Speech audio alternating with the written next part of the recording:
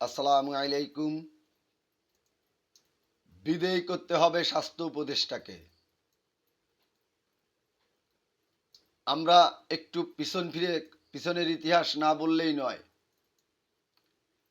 একটি গণ অভ্যুত্থানের মাধ্যমে বর্তমান সরকার রাষ্ট্র ক্ষমতা পরিচালনার জন্য এসেছেন।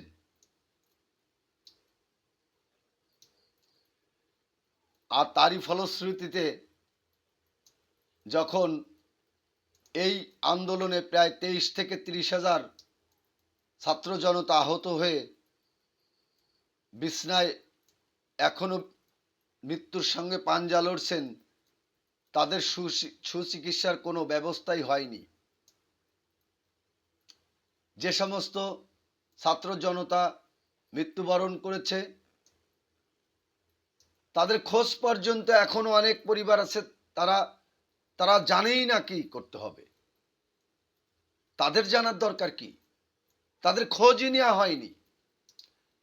অনেকে তো বোঝেই না কিভাবে দরখাস্ত করতে হয়, কার কাছে দরখাস্ত করতে হবে। এটা কি দায়িত্ব তাদের? তাহলে আপনি মাঠ পর্যায়ে প্রশাসন বা আপনারা সমন্বয়ে পরিচয় দিচ্ছেন কেন? এটা তো দায়িত্ব সমন্বয়কদের। কোন পরিবারে কয়জন লোক মরেছে, কোন পরিবারে কয়জন, ওই যে ব্যক্তি মৃত্যুবরণ করেছে তার তার সন্তানরা কি করছে, কেমন আছে, কি খাচ্ছে, কোথায় যাচ্ছে, তারা আদৌ ভালো আছে কিনা, তারা আদৌ কোনো সুযোগ সুবিধা পাচ্ছে কিনা, এগুলো খোঁজ খবর নেওয়ার দায়িত্ব তো সমন্বয়কদের। তাহলে একজনের দায় আরেকজনের উপর চাপিয়ে তো লাভ নেই। আমি এটুকু বলেই আমি ইতিহাসটা বলতে চাচ্ছি। 1971 সালে যখন এ দেশটা স্বাধীন হয়েছিল, রেভলিউশন হয়েছিল, তখন কিন্তু জার্মানি, আমেরিকায় পঙ্গু মুক্তিযোদ্ধাদের নিয়ে চিকিৎসা করানো হয়েছিল। আজ এই 24-এ এসে একটা আধুনিক বাংলাদেশে, যেখানে তখন বিমানে তখন জার্মানি যেতে 2 দিন সময় লাগতো, আর এখন জার্মানি যেতে 8 ঘন্টা সময় লাগে, 8 থেকে 14 ঘন্টা সময় লাগে। আজকে 95 দিন পরে যখন 95-96 দিন পরে যখন একজন আহত শিক্ষার্থী মারা যাবে, আর ওইটাকে আপনারা অনাকাঙ্ক্ষিত বলে চাপিয়ে দিবেন শেখ হাসিনার ভাষা, শেখ হাসিনার মুখের ভাষাকে আবার রিপ্লাই করবেন, এটা তো হতে পারে না। আমি তো মনে করি এই 30,000 আহতকে বিভিন্ন দেশে প্রেরণ করে আগে স্বাস্থ্য উপদেষ্টার উচিত ছিল তাদেরকে বিদেশে চিকিৎসার জন্য পাঠিয়ে দেওয়া, যাতে আরে একটা প্রাণও না ঝরে। অথচ আমরা কি দেখলাম, এই 95 দিনে শখানিক ছাত্র জনতা মৃত্যুর কোলে ঢলে পড়ল। এটা আজকে তাদেরকে আন্দোলনে করতে মাঠে নামতে হচ্ছে চিকিৎসা ব্যয়ভার বহন করানোর জন্য। আরে আপনি কার বদৌলতে আজকে উপদেষ্টা হয়েছেন? আপনি হাজার হাজার ছাত্র জনতার রক্তের উপর দাঁড়িয়ে আজকে উপদেষ্টা হওয়ার সুযোগ পেয়েছেন। আপনি তাদেরকে প্রায়োরিটি না দিয়ে আপনি পলিথিন নিষিদ্ধ করছেন, আপনি ওই ইটভাটা শ্রমিকদের ইটভাটা বন্ধ করছেন। এটা কি আপনার কাজ? আপনাকে এটা কে করতে বলেছে?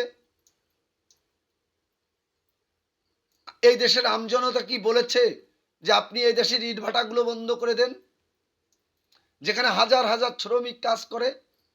আপনাকে কি এ দেশের লোক বলেছে যে আপনি বিকল্প ব্যবস্থা না করেই আপনি পলিথিন বন্ধ করে দেন? আপনাকে কি এই এই এই দেশের আমজনতা বলেছে যে আপনি অথর্ব একজন মহিলাকে স্বাস্থ্য উপদেষ্টা বানায় দেন? কেউ তো বলে নাই আপনাদের। কার পরামর্শে আপনি একজন অসুস্থ মহিলাকে স্বাস্থ্য উপদেষ্টা বানালেন? একজন স্বাস্থ্য উপদেষ্টা তো নাহিদ ইসলামের মতো তরতাজা যুবককে বানানো উচিত ছিল, যে দৌড়াদৌড়ি করতে পারবে, এক হাসপাতাল থেকে আর এক হাসপাতালে ছুটে যেতে পারবে, তাৎক্ষণিকভাবে দৌড়া এসে প্রত্যেকটা আহত ছাত্রের পাশে যেয়ে দাঁড়াতে পারবে, জনতার পাশে যেয়ে দাঁড়াতে পারবে। আপনারা তা না করে কার কার পরামর্শে, কোন আমজনতা, বাংলাদেশের কোন আমজনতা আপনাদেরকে এই সমস্ত অথর্ব 25-30 বছর আগে রিটায়ার্ডে যাওয়া লোকজনকে নিয়ে এসে ধরে এনে উপদেষ্টা বানাতে কে বলেছে আপনাদেরকে? যারা আজকে কাজের অগ্রগতি নেই,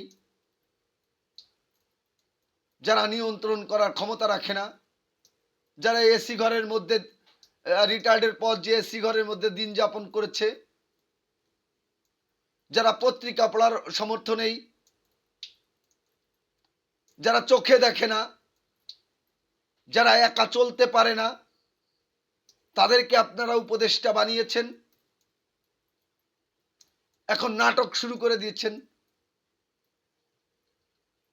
আবার বলছেন আমাদেরকে ছাত্র জনতা ক্ষমতায় এনেছে। কেন আজকে ছাত্র জনতা মারা যাচ্ছে? কেন আজকে এই তারা তাদের রক্তের উপর দাঁড়িয়ে আপনি ক্ষমতায় রয়েছেন, তারা আজকে বিনা চিকিৎসায় মারা যাচ্ছে, তারা বিনা চিকিৎসায় অন্ধত্ব বরণ করছে, তারা বিনা চিকিৎসায় পঙ্গুত্ব বরণ করছে। কেউ কি বলেছিল যে আপনি রাষ্ট্রীয় কোষাগার থেকে টাকা নেওয়ার দরকার নেই, আপনি টাকা নিতে পারবেন না, এক দপ্তর থেকে আর এক দপ্তরে নিয়ে ছাত্র জনতার চিকিৎসা করাতে পারবেন না? এ কথা কি কোনো গার্জিয়ান বলেছিল? কেউ তো বলে নাই। আমি উন্নয়ন প্রকল্প সম্পূর্ণ বন্ধ করে দেব। আমি যার রক্তের উপর দাঁড়িয়ে আজকে আমি রাষ্ট্র ক্ষমতায় এসেছি, আমি তার সুচিকিৎসা করাবো, তাদের দেখভাল করব। যে সমস্ত পরিবার নিহত শহীদ হয়েছে তাদের পরিবারকে দেখভাল করব। এটাই তো আপনার দায়িত্ব ছিল। আগে দায়িত্ব ছিল। আপনি আসে কোথায় থেকে যেটা করা যায়, যেটা আপনাকে করার এখতিয়ারই দেওয়া হয়নি, আপনি সেই এখতিয়ার বহির্ভূত কাজগুলো করার জন্য ব্যস্ত হয়ে পড়েছেন। আবার আপনি বলছেন যে যেখানে সেখানে চাইলেই নির্বাচন দিতে হবে নাকি? এটা কোন ধরনের ভাষা প্রয়োগ করতে হবে? আজকে কেন বিএনপি, আমি যখন এই যারা আমাদের কোমলমতি সমন্বয়করা রয়েছে তারা ভুল করতেই পারে, তাদেরকে সংশোধন করার দায়িত্ব ছিল আপনাদের মতো বুদ্ধাদের, যে ভাই সবখানে সব কথা চলে না। 16টি বছর বিএনপি তিল তিল করে গড়ে তোলা বিস্ফোরণে তোমরা ঘি ঢেলে দিয়েছ, তারপরে মেঝের কাঠি দিয়ে একটি আগুন ধরিয়ে দিয়েছ, তাই ছাত্র জনতার গণ অভ্যুত্থান হয়েছে। আর ওই তাওয়ায় 16 বছর আগুন দিয়ে তা জ্বালিয়ে রেখেছিল, উত্তাপ্ত করে রেখেছিল বিএনপি এবং সমমনা দলগুলো। তাদের হাজার হাজার নেতাকর্মী মৃত্যুকে আলিঙ্গন করে এই গণ অভ্যুত্থানে বিস্ফোরণ ঘটাতে সহায়তা করেছে। তোমরা তাদের সম্পর্কে এভাবে বলো না।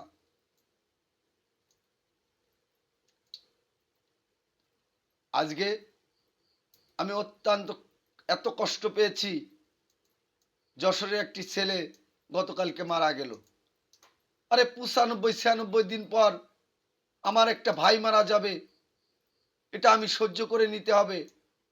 যার রক্তের উপর দাঁড়িয়ে আপনি আজকে উপদেষ্টা হয়েছেন, আপনি তার সুচিকিৎসার ব্যবস্থা করলেন না। আজকে যারা অন্ধত্ব বরণ করছে, আবার আপনাদের সম্পর্কে কথা বললে ক্ষমা চাইতে হবে জাতির সামনে।